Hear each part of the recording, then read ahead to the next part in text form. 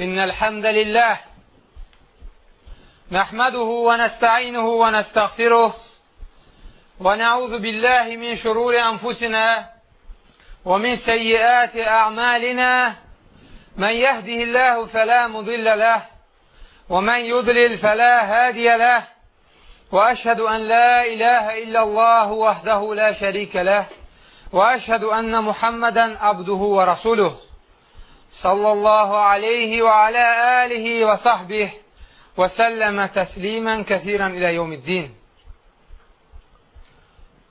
Əziz müsəlman qardaşlarım, hamınıza Allahdan qorxmağı, təqvalı olmağı nəsihət edirəm.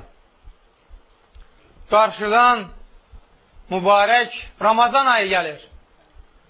Uca Allah da bu ay barədə öz müqəddəs kitabında buyurur ki, Şəhru Ramazanəl-ləzi unzilə fihil-Qur'an hudə linnəsi və beyinətin minəl-hudə vəl-furqan fəmən şəhidə minkumuş-şəhrə fəlyəsumhu.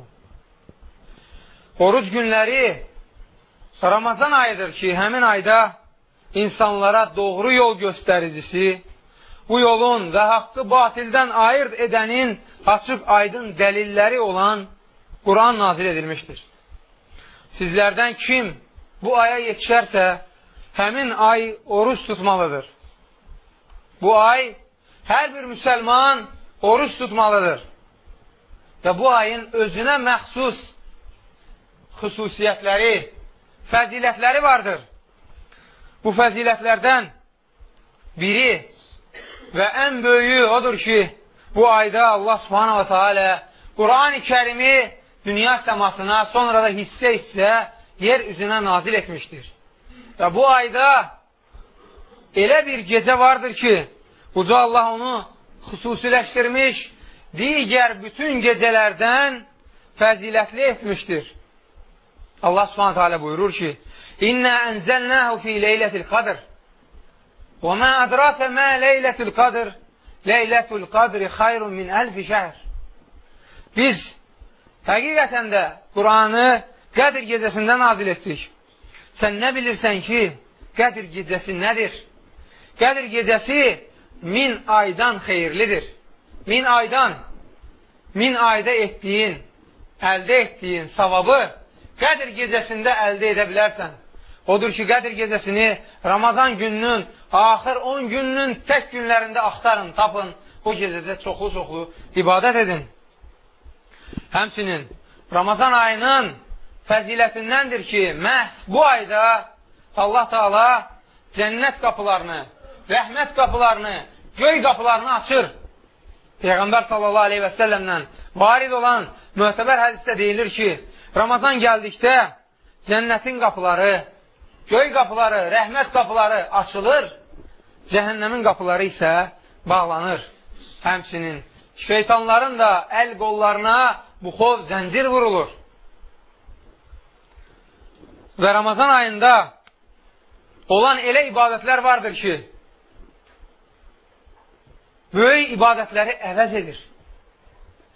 Bunlardan birini məsəl çəkmək olar. Ramazan ayında olan ümrə ziyarəti həcc ziyarətinə bərabərdir. Peyğəmbər sallallahu aleyhi və səlləm deyir ki, Ramazan ayındakı ümrə ziyarəti həcc ziyarətinə bərabərdir. Həmçinin Ramazan ayında olan günahların qəbahəti də böyükdür. Baxın, Ramazan ayında yaxınlıq edən, zövcəsi ilə yaxınlıq edən müsəlman həm tövbə etməli, həm o günün qəzasını tutmalı, həm də kəffarə olaraq 3 şeydən birini ödəməlidir.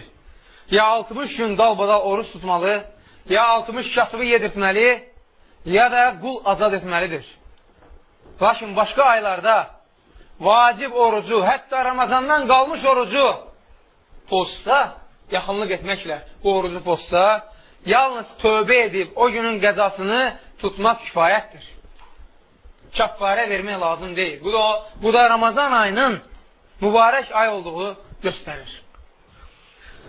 Məgər siz bu ayı başqa aylardan fərqli olaraq səbirsizliklə gözləmirsinizmi? Əlbəttə ki, gözləyirsiniz.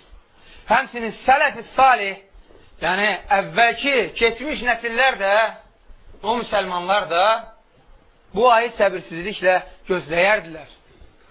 Muallə ibn-ül Fadil rahiməhullah deyir ki, sələflər Ramazandan çox-çox əvvəl dua edərdilər ki, Allah onları bu aya yetişdirsin və Ramazandan sonra uzun müddət dua edərdilər ki, bu ayda etdiklərini Allah onlardan qəbul etsin. Həmçinin biz də dua edək ki, Allah Teala bizi bu aya yetişdirsin və bu ayda etdiyimiz bütün dualarımızı, oruclarımızı qəbul etsin. Bu ayda olan gözəl əməllərdən də, başqa ayda olmayan əməllərdən də orucdur. Müsəlman başqa aylarda da oruc tutur. Lakin tam şəkildə, bütövlüklə ayı Ramazan ayını tutur. Yalnız Ramazan ayını. Oğucu Allah Quran-ı Kərimdə buyurur ki, Yə əyyühəl-ləzinə əmənu kutibə aleykumus-siyamu kəmə kutibə aləl-ləzinə min qablikum ləalləkum təttəqun. Ey iman gətirənlər, sizdən əvvəlkilərə vacib edildiyi kimi, sizə də oruç tutmaq vacib edildi ki, bəlkə pis əməllərdən çəkinəsiniz. Oruç tutmaq nəinki müsəlmanlara, bizlərdən əvvəlki ümmətlərə də vacib buyurulmuşdur. Və oruç tutanların özlərinə məxsus mükafatları vardır. Oruç tutmağın böyük fəziləti vardır. Bunlardan Peyğəmbər sallallahu aleyhi və səlləmin hədisdə göstərdiyi kimi deyir, hər kəs Ramazan ayını imanla əvəzini Allahdan umaraq oruç tutsa, bütün keçmiş günahları bağışlanar. Başqa hədisdə də gəlir ki, böyük günahlardan çəkinərsə, bu onu göstərir ki, böyük günahlar üçün yalnız tövbə etmək lazımdır. Oruc isə yalnız kiçik günahları bağışlayır. Çünki başqa hədisdə gəlir, Ramazandan Ramazana qədər olan kiçik günahları Allah Teala müsəlmana bağışlayır. Həmçinin bilirsiniz, cənnətdə 8 qapı vardır. Cənnətin 8 qapısı vardır. Bu qapılardan birinin adı Rəyyandır. Rəyyan qapısı oruç tutanlar üçün məxsusi hazırlanmış bir qapıdır. Peyğəmbər sallallahu aleyhi və səlləm deyir ki, cənnətdə Rəyyan adlı bir qapı var. Qiyamət günü bu qapıdan yalnız oruç tutanlar daxil olacaq.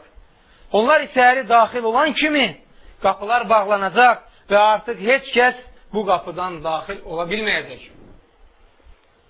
Yalnız oruç tutanlar bu qapıdan daxil olacaq. Bu da oruç tutmağın fəzilətidir. Həm də oruç tutanların daxil olduğu qapının Rəyyan adlı olması. Peyğəmbər sallallahu aleyhi və səlləm digər qapıların adlarını bizə xəbər verməmişdir. Yalnız və yalnız oruç tutanların daxil olduğu qapı barədə bizə xəbər vermişdir. Sonra oruç tutduqca cəhənnəm odundan uzaqlaşırsınız. Və Rasulullah sallallahu aleyhi və səlləm bizə xəbər verib, bildirib ki, kim Allah yolunda bir gün oruç tutarsa, cəhənnəm odu ondan 100 illik məsafədə uzaq olar. Siz Allahın səxavətinə baxın. Bir günün əvəzinə 100 illik məsafə. Görün, indi biz neçə günlər oruç tuturuq və cəhənnəm odu bizlərdən nə qədər uzaq olur. Bir gün Allah yolunda oruç tutsanız, 100 illik məsafə qədər cəhənnəm odu sizdən uzaqlaşar. Və Allah subhanahu teala orucu öz bəndəsi ilə özü arasında xüsusi yer vermişdir. Nə qədər ibadət var? Namaz, həc, zəkat və s. ibadətlər. Lakin oruc Allah yanında xüsusi bir yer tutur. Allah subhanahu teala özü qudsi hədisdə deyir ki, Ədəm övladının orucdan başqa bütün əməlləri özünə aiddir. Namazıdır, zəkatıdır, həccidir və s. Bütün əməlləri özünə aiddir. Oruc isə mənə aiddir. Və onun mükafatını özüm verəcəyəm. Çox maraqlıdır. Bütün əməllərin mükafatını onsuz da Allah verəcək. Bütün əməllərin mükafatını vermək yalnız Allaha aiddir. Bəs nə üçün Allah subhanahu teala məhz orucu xüsusiləşdirdi? İbn-i Həcər rahiməhullah bu hədsin şərhində deyir ki, ona görə ki, oruç tutduqda riya etmək ehtimalı olmur. Çünki bu ibadət daxildən olan ibadətdir. daxilini də sənin heç kəs görmür və riya etmək ehtimalı olmur. Riyakarlıqdan tamamilə uzaq olursan. Namaz qılanda da səni görürlər, həcc edəndə də, zəkat verir və s. Amma oruç tutduqda heç kəsin bundan xəbəri olmur.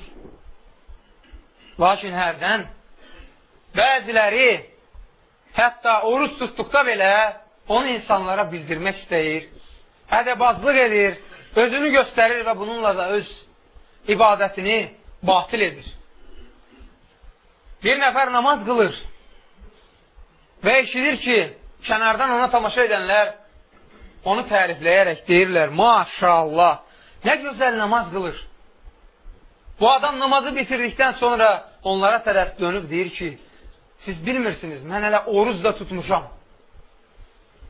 Beləliklə namazını da, orucunu da batil edir.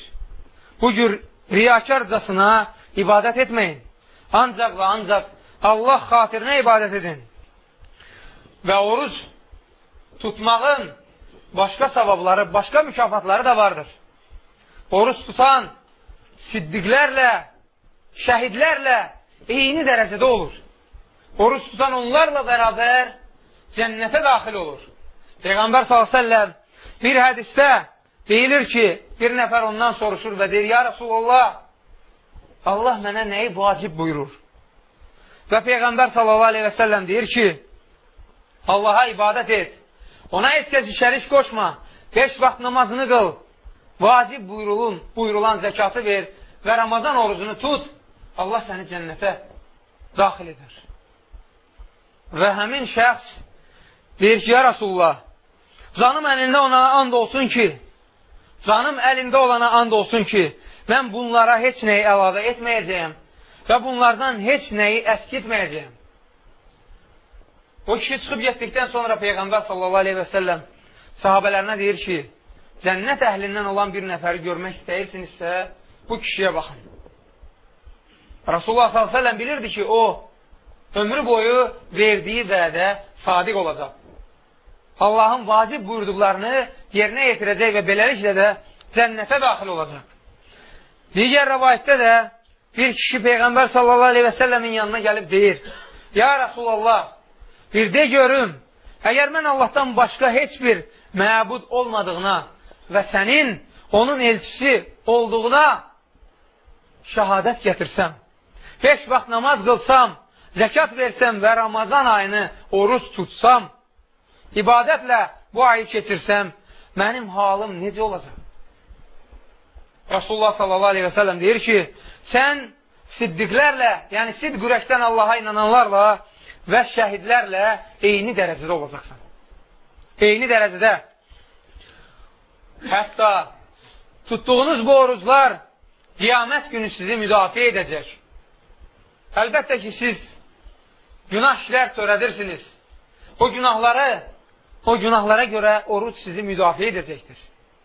Allahdan sizin üçün bağışlanma diləyəcəkdir. Peyğəmbər s.ə.v deyir ki, qiyamət günü oruc və Qur'an mömin bəndədən ötürü şəfaatçi olacaq. Oruc deyəcək ki, ey Rəbbim, mən onu yemək içməkdən, şəhvətdən qoydum. Buna görə onun təqsirindən keç. Qur'an da deyəcək ki, mən onu gecə yuxusundan elədim. Buna görə onun təqsirindən keç və beləliklə də Allah s.ə.v o təqsirkarın təqsirindən keçəcək. Onu bağışlayacaqdır. Bu iki şey, Qur'an və oruc, qiyamət günü dil açıb insan üçün şəfaatçi olacaqdır. Oruc tutmağın bir neçə faydaları var. Bunu mömin bəndə hiss edir. Yalnız möminlər bunu hiss edər. Bunlardan birincisi nəfsi tərbiyə edir. Onu saxlayır. Görürsən ki, oruç tutanlar səbirlidirlər. Özlərini idarə edə bilirlər. Həmsinin həmin ayda qəlbə fürsət verir ki, Allahı xatırlasın. Allahı yad etsin. Həmsinin varlıları kasıbların halı barədə düşünməyə vadar edir. Varlılar kasıbların halı barədə düşünməyə başlayır. Fikirləşirlər ki, ay aman, görəsən, biz ac qaldığımız kimi onlar da ac qalırlarmı? Axı onlar həmişə il boyu belə ac qalırlar. Nəyə görə onlara kömək etməyək? Öz-özlərinə düşünməyə başlayır, ac qalmağın nə olduğunu başa düşür və nəhayət kasıblara, kasıb qardaş və bacılarına kömək edirlər. Həmçinin insana öz qəzəbini boğmağı kömək edir, keçmiş günahları bağışlayır və ən əsası, bugünkü günün problemlərindən olan ən əsası insanı zinadan çəkindirir. İnsanda zina həvəsini öldürür. Rasulullah sallallahu aleyhi və səlləm deyir ki, ey cavanlar, sizlərdən kimin evlənməyə gücü çatırsa, qoy evlənsin. Həqiqətən də evlənmək gözü daha yaxşı qoruyar, ayıb yerlərini daha gözəl mühafizə edər. Fikir verirsinizmi? Zinakarlar nə qədər qadın dəyişirsə, bəlkə də gündə bir qadın dəyişirsə, yenə onların gözü orada-burada kimisə axtarır. Onların gözü doymur ki, doymur. Ona görə ki, insanın şəhvətini, yəni gözünü yalnız halal həyat yoldaşı doydura bilər. Peyğəmbər s.ə.v ona görə deyir, evlənin, evlənmək sizi zinadan qoruyacaq. Bəs evlənməyə imkanı çatmayan nə etsin? Hədisin ardınca deyir ki, kimin buna gücü çatmırsa, qoy oruç tutsun. Doğrudan da oruç ehtirası söndürür. Oruç tutanlar isə iki qismdir. Bunlardan birincisi Allah üçün yemək içməkdən, şəhvətindən olan insanlardır.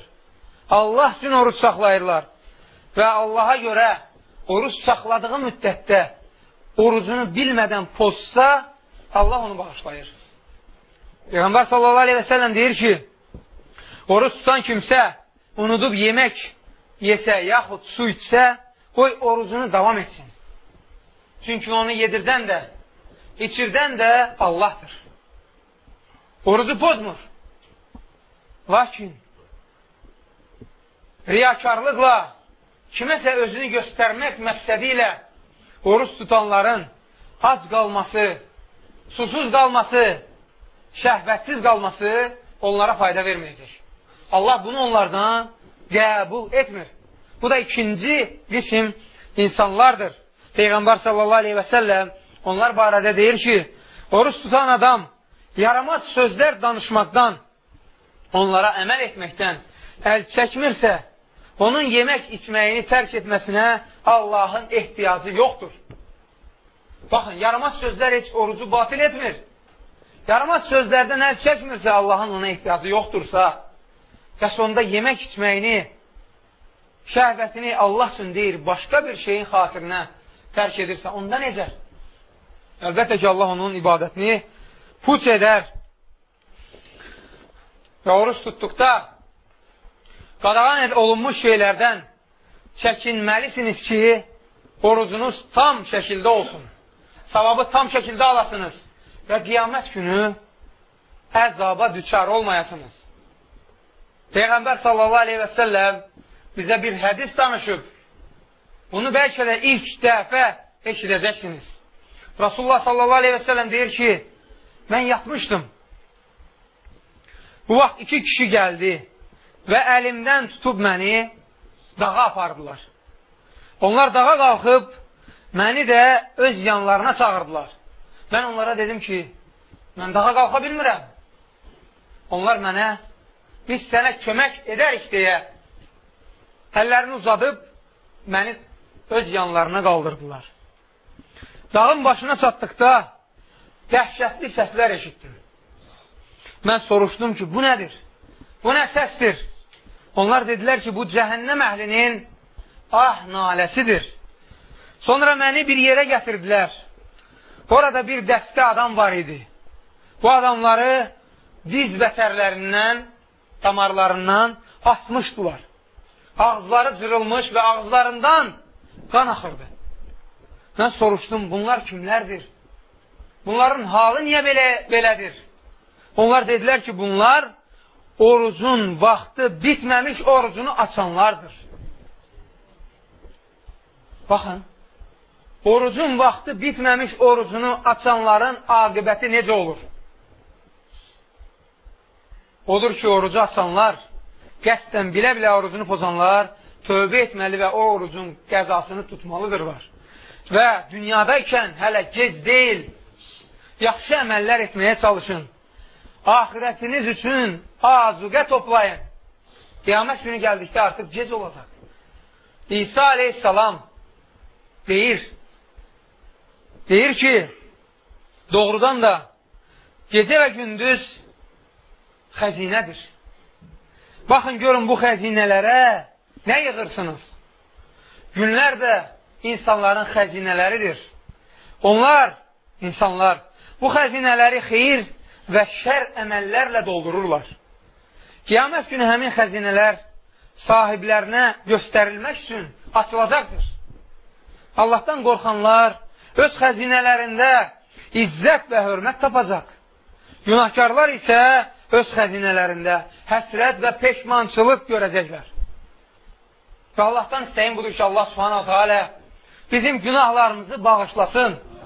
Və Rasulullah s.ə.v Ramazan ayında xüsusən və bütün daim həmişə çoxlu etdiyi duanı mən də hamımızın adından dua edib Allaha yalvarıram, deyirəm Allahummə innəkə afuvun tuhibbul afva fa'fu annə.